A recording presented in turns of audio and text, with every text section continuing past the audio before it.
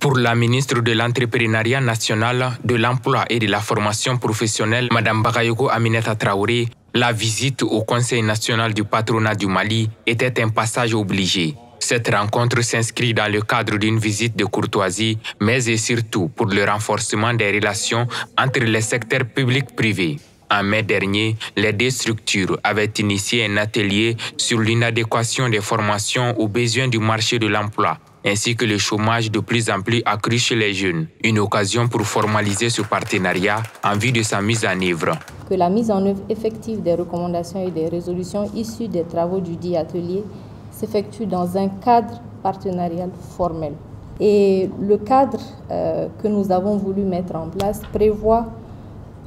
que nos structures travaillent sur un certain nombre de questions liées notamment à la problématique de l'inadéquation entre l'offre et la formation,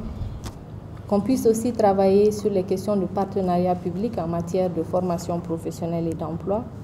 Je porte l'espoir que ce cadre fonctionnera de façon dynamique et pragmatique et que nous atteindrons ensemble des résultats concrets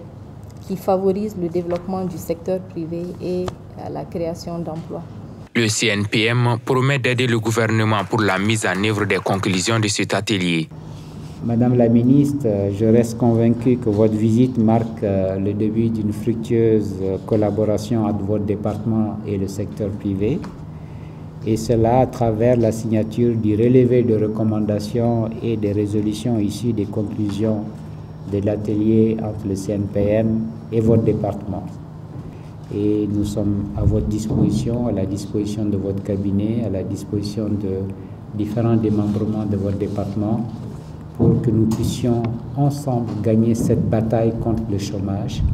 cette bataille contre le désespoir de nos jeunes qui les amène à s'enrôler dans les groupes armés terroristes ou aller mourir en Tunisie ou en mer Méditerranée ou à s'adonner à la drogue et à toutes sortes de substances nuisibles. Je pense que c'est la bataille d'une génération, celle de faire du Mali un pays d'investissement où nous aurons des entrepreneurs qui vont prendre des risques en investissant, parce que c'est en investissant qu'on crée des emplois et c'est en créant des emplois qu'on va garder cette jeunesse dans notre pays pour développer notre pays.